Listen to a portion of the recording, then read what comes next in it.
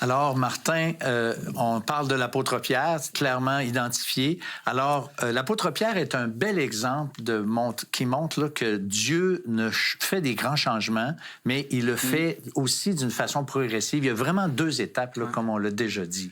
Parce que même après avoir cru que Jésus était le Christ, Pierre fait encore des erreurs.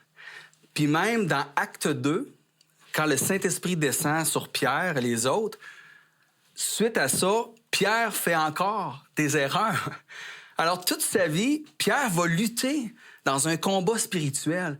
Des fois, il va l'échapper, des fois, il va faire des bons coups. Mais durant toute sa vie, il a pu se rappeler de cette grâce de Jésus qu'il a reçue, même après l'avoir renié. Puis c'est cette grâce transformatrice-là qui est importante de se rappeler. Parce que nous aussi, quand on vient à Jésus, ça va nous arriver de l'échapper. Rappelons-nous de la grâce du Seigneur Jésus. Il y a comme un pardon toujours disponible. Oui, exactement ça. Pierre était un pêcheur aussi, mais il était un pêcheur de métier avec son frère André. Et quand le Seigneur l'a appelé, il n'a pas hésité. Il a tout de suite laissé son filet. Son filet, ça voulait dire sa profession. Oui, sa job, pour son suivre travail. Jésus. Alors, il reconnaissait qui était Jésus, le Messie. C'est Pierre aussi qui a fait la confession la plus audacieuse à propos du Seigneur Jésus. Le Seigneur Jésus a regardé les disciples et dit, « Vous, qui dites-vous que je suis? » Parce que certains disent ceci, d'autres disent cela. Vous.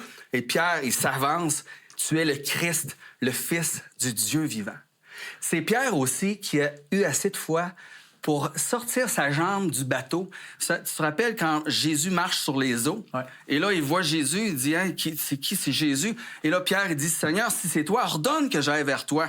Et là, c'est le premier qui a eu la foi, qui a sorti sa jambe. Pourtant, quand on parle de cette histoire-là, on met l'emphase sur son manque de foi. Oui, mais moi, là... Qui le fait caler. Oui, mais non, mais les autres, ils étaient où? Il était dans le chaloupe. bateau. Ouais. Alors, il y a sécuritaire. des très belles qualités, mais il était inconstant.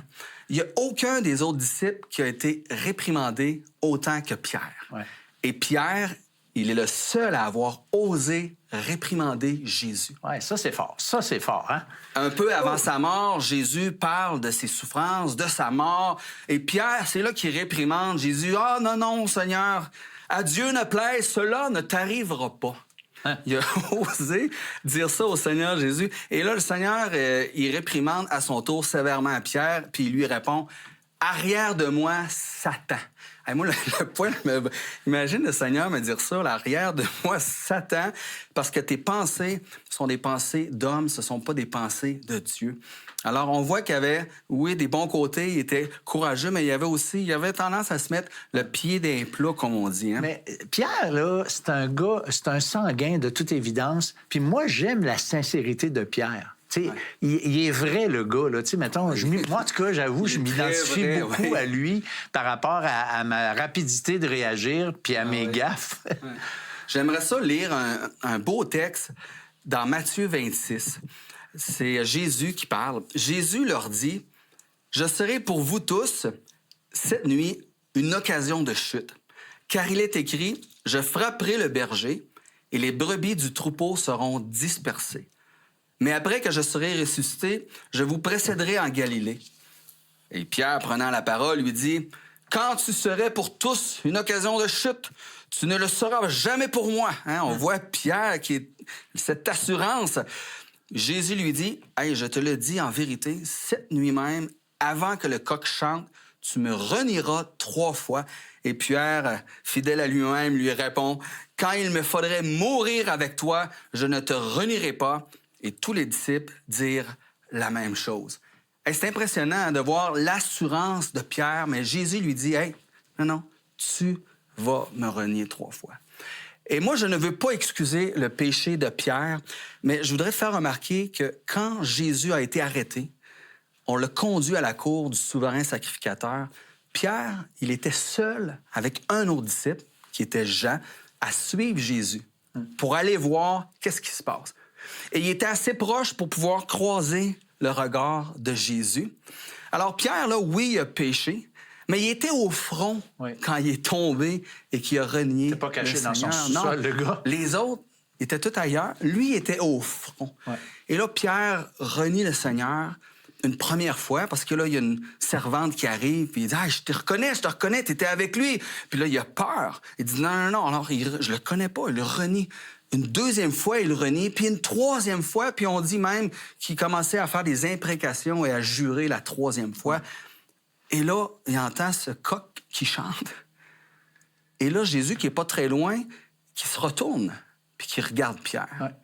Et j'imagine un peu comme tu as dit, c'est pas un regard de « je te l'avais bien dit ». Non, c'est vraiment un regard, j'imagine, de compassion. Et là, Pierre se rappelle cette parole de Jésus avant que le coq « tu vas me renier ». Et je suis pas mal persuadé qu'il se rappelle « Hey, puis moi, là, j'avais dit, hey, quand il me faudrait mourir avec toi, je ne te renierai pas ». Mais je me suis planté, j'ai renié mon Seigneur, mon Sauveur. Alors Pierre, il sort de la cour, il pleure, il éclate en sanglots amèrement à cause de ce qu'il vient de faire à son Seigneur et Sauveur. Mais la fin n'est pas encore là. C'est pas la fin de l'histoire.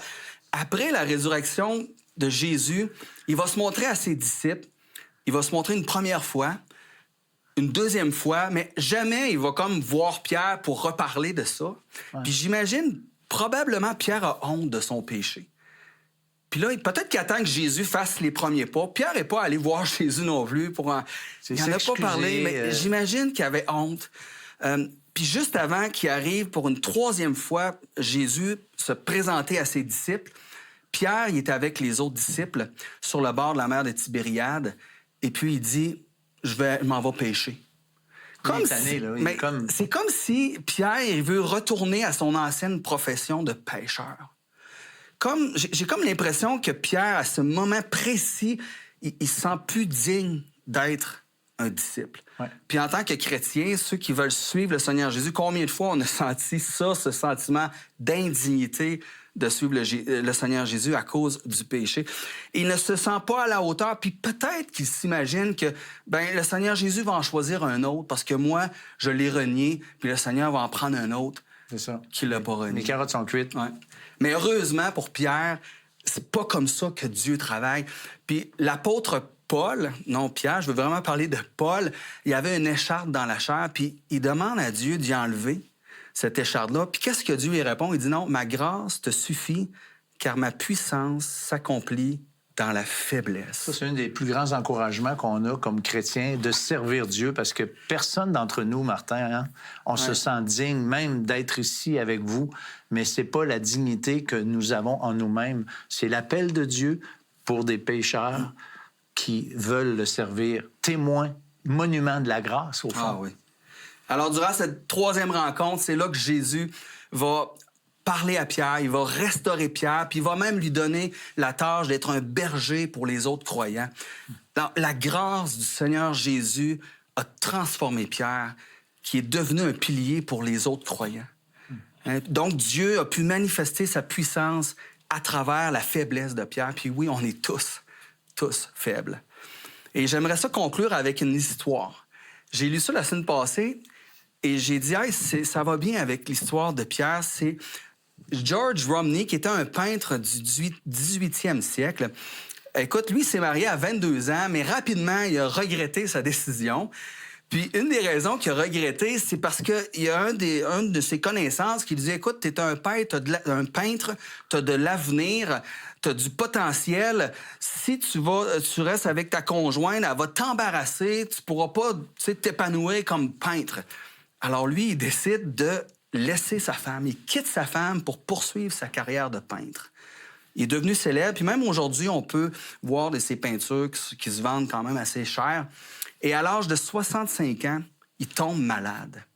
Et qu'est-ce qu'il fait? Il revient vers sa femme après presque 40 ans d'absence. Et sa femme l'accueille avec amour et s'occupe de lui jusqu'à sa mort. Mais c'est incroyable, le geste de cette femme-là. Il y a quelqu'un qui a dit que l'esprit manifesté par cette femme valait plus que toutes les œuvres que Romney avait produites. Puis, à quelque part, on a tous abandonné Dieu, comme cet homme a abandonné sa femme. On a tous délaissé Dieu, renié Dieu, rejeté Dieu. Maintenant, nous sommes des exilés. On est bannis, privés de la présence de Dieu. Puis il y a seulement Jésus-Christ qui peut nous transformer, qui peut nous ramener à la maison. Alors moi, je vous dis, c'est le temps de revenir à la maison avant qu'il soit trop tard. Oui, c'est vrai parce qu'un jour, effectivement, il va être trop tard. Dieu nous aime et beaucoup plus que la femme de ce peintre, ça c'est clair. Et Dieu, même si on a fait tous les péchés du monde, même si on a ignoré Dieu, même si peut-être on l'a injurié, on l'a peut-être même maudit, certains d'entre nous, je le sais, on l'a fait, mais surtout on a vécu indépendamment de lui, on n'a pas tenu compte de lui, mais dans sa bonté extrême, beaucoup plus que la femme de ce peintre, Dieu nous aime d'un amour qui dépasse les bornes, qui dépasse même, honnêtement, l'entendement, ce qu'on peut imaginer. Mais nous a tellement aimés, nous dit la Bible, qu'il a donné son Fils unique. Il a fait ce qui était nécessaire pour qu'on puisse être réconciliés avec Dieu. Imaginez la gravité de notre péché, pire au fond que d'avoir renié le Seigneur, mais fondamentalement, Dieu veut et peut nous pardonner grâce à l'œuvre du Seigneur Jésus à la croix. Alors, si on vient à lui tel qu'on est, le Seigneur va pardonner. Il l'a promis, il en a payé le prix et il va nous recevoir dans la communion intime et personnelle avec lui et éventuellement nous introduire dans sa gloire. C'est ce que Dieu désire pour chacun d'entre nous. L'heure de la bonne nouvelle, en collaboration avec le Messager chrétien, vous offre gratuitement le livre de méditation quotidienne La Bonne Semence. Pour en recevoir un exemplaire, écrivez-nous à l'heure de la bonne nouvelle, casier postal 33012, comptoir postal Thibault, Trois-Rivières, Québec, G8T 9T8. Vous pouvez également nous joindre à info@hbn.ca ou par téléphone 1-866-509-1319.